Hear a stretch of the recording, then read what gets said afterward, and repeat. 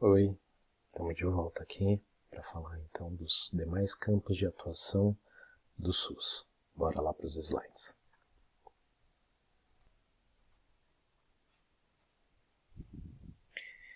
Muito bem, vamos colocar o nosso pointer aqui. Falamos desses 4 primeiros campos de atuação, os demais são um pouco mais simples, né?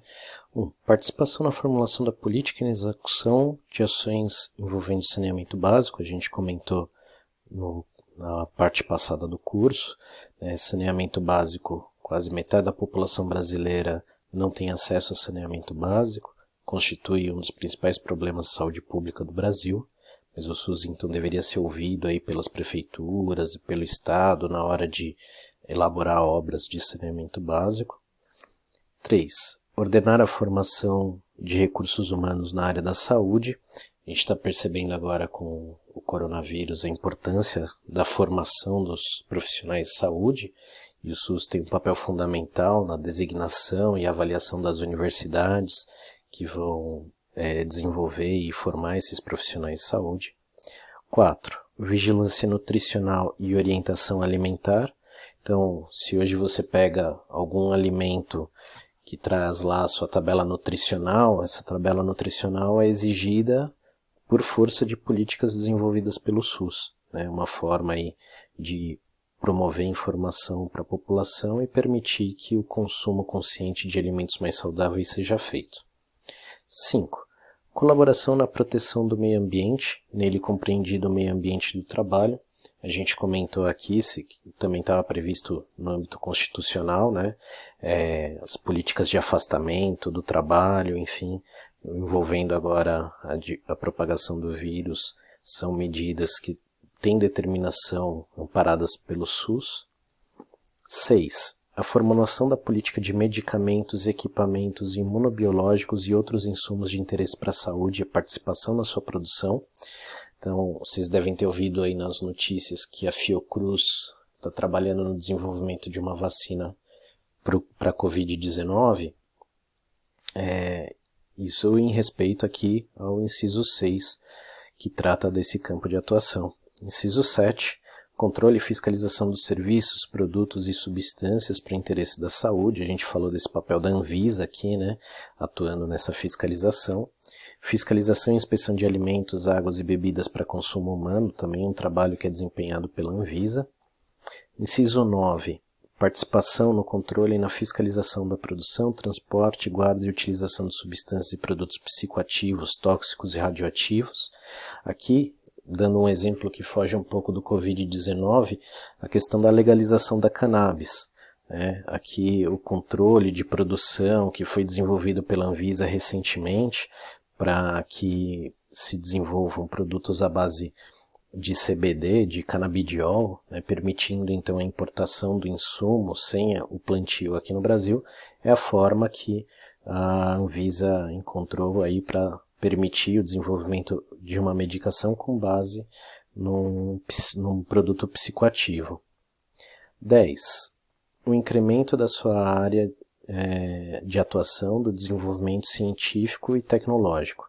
Isso aqui eu vou comentar no próximo podcast com vocês, onde a gente vai falar das medidas de combate ao Covid-19, como é que acontece essa integração da tecnologia com a saúde. E aqui, o último campo de atuação, formulação e execução da política de sangue e hemoderivados, que a gente também já comentou no slide passado, tem uma lei específica tratando desse assunto. Agora a gente fala dos princípios e diretrizes aos quais o SUS está submetido. Esses princípios e diretrizes aqui trazem no seu inciso 1 a universalidade de acesso aos serviços de saúde em todos os seus níveis de assistência. Então, a saúde que o SUS garante, ela é gratuita e universal, todo mundo vai ter acesso em qualquer tipo de assistência. Eu costumo falar que o SUS trata desde um encravado até câncer no cérebro. Qualquer medida que o cidadão precisar, o SUS vai atender. 2. A integralidade de assistência, entendida como conjunto articulado e contínuo de ações para serviços preventivos e curativos, individuais ou coletivos, exigidos para cada caso em todos os níveis de complexidade do sistema. Então, A integralidade é o que garante que o tratamento vai desde o diagnóstico até a sua cura ou implementação da medida paliativa que couber. 3. Preservação da autonomia das pessoas na defesa de sua integridade física ou moral. Na medicina, sempre se busca o máximo de autonomia possível, né? Que as intervenções médicas sejam as mínimas necessárias, buscando sempre que o indivíduo mantenha o máximo de autonomia possível para que ele não dependa de ninguém para o exercício de suas atividades. 4. A igualdade da assistência à saúde sem preconceitos ou privilégios de qualquer espécie. Então aqui o SUS não vai fazer uma diferenciação de classe social, de nível de renda ou de credo, cor, religião, qualquer coisa que o valha para prestar o seu atendimento. O critério aqui que o SUS adota vai ser o de emergência de caso. Quanto mais grave for o caso, mais prioritário ele será. Quanto menos grave for o caso, menos prioritário ele será. Essa é a ideia para desenvolver qualquer critério de atendimento no âmbito do SUS. É o único critério aceitável. Inciso 5 trata do direito à informação à pessoa assistida sobre a sua saúde. Isso aqui significa dizer que nenhum servidor do SUS, quando estiver atendendo um paciente, pode omitir qualquer informação sobre a sua saúde. Ele tem direito a ciência integral sobre o seu tratamento, sobre o que é necessário fazer.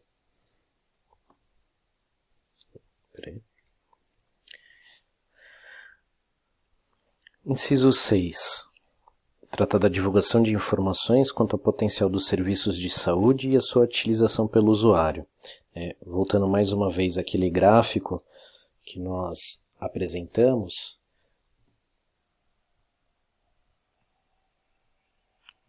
eita, cadê o nosso lápis aqui?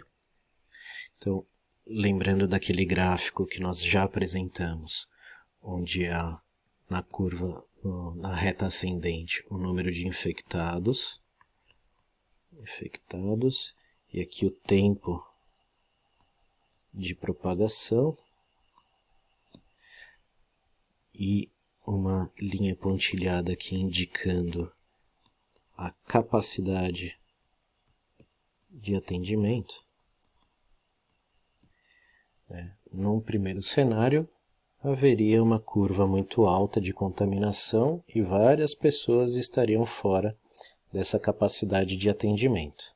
Enquanto que num outro cenário, havendo uma difusão mais lenta da doença, poucas pessoas ficariam fora dessa capacidade de atendimento. Por isso, então, que as medidas de limitação, de circulação, etc., se justificam face a essa condição de tentar ampliar no tempo a propagação da doença, diminuindo o número de infectados. No inciso 7, vai indicar a utilização da epidemiologia para o estabelecimento de prioridades, a alocação de recursos e orientação programática. Então, são os estudos que vão fundamentar as políticas públicas focadas em saúde e para posteriormente termos o desenvolvimento de suas ações, cumprindo então aqueles objetivos lá do SUS. Inciso 8 trata da participação das comunidades, já falamos dessa participação, desde a coleta de informação e também a destinação da informação. 9. Fala da descentralização político-administrativa, com direção única em cada esfera de governo. A gente lembra aqui dos círculos concêntricos que tratam da forma como o SUS se organiza. Só para botar aqui o desenho para vocês mais uma vez, nossa tela branca, né? Âmbito federal, com o Ministério da Saúde, âmbito estadual, as secretarias estaduais, deixa eu apagar isso aqui. As secretarias estaduais de saúde e no âmbito municipal, aqui, secretarias municipais de saúde. Então, voltando para a nossa tela normal, com o pointer, essa será a forma de essa é a diretriz de atuação do SUS, né? Inciso 10, trazemos aqui a integração em nível executivo das ações de saúde, meio ambiente e saneamento básico. Então, tanto o meio ambiente quanto o saneamento básico são fatores condicionantes da saúde e tem que existir um nível de articulação entre eles, né? Teve uma época aí em que o Brasil teve uma epidemia de cólera. O cólera se dá basicamente a contaminação por tomar uma água contaminada. Significa que aquela população contaminada não tinha acesso a saneamento básico, o meio ambiente não era o meio ambiente de qualidade, o que consequentemente acabou afetando a saúde daquela população. Inciso 11. Trata da conjugação de recursos financeiros, tecnológicos, materiais e humanos em todos os âmbitos federativos para a prestação de serviços de saúde à população. Então, o Ministério da Saúde conseguiu a aprovação de 5 bilhões para o desenvolvimento de vacina, para pesquisa, em treinar pessoas, desenvolver materiais, né? Esse dinheiro será repassado para estados e municípios, para que esses órgãos técnicos vinculados a estados e municípios também possam trabalhar. Então, o Fiocruz, do Rio de Janeiro, recebeu, a Butantan, aqui em São Paulo, deve receber também, enfim. Inciso 12, fala da capacidade de resolução dos serviços em todos os níveis. Essa capacidade de resolução, então, diz que o SUS ele tem que fazer o melhor possível naquilo que ele se propõe a fazer, ou seja, ter a capacidade de resolver os problemas. Inciso 13, organização e serviços públicos de modo a evitar a organização dos serviços públicos de modo a evitar a duplicidade de meios para fins idênticos. Aqui a ideia é que a gente não tenha uma sobreposição de serviços e com isso acaba empregando 2 vezes recursos para a mesma finalidade. O inciso 14 diz que a organização de atendimento do público específico e especializado para mulheres e vítimas de violência doméstica em geral, focando aí em tratamento psicológico, cirurgia plástica reparadora, enfim, tudo em conformidade com a Lei Maria da Penha. Então aqui um ponto que foi incluído especificamente para cumprimento da Lei Maria da Penha. No que tange às atribuições do SUS, são bastante atribuições também, então eu pauso o vídeo por aqui para a gente retomar no próximo vídeo. Valeu por enquanto, um grande abraço.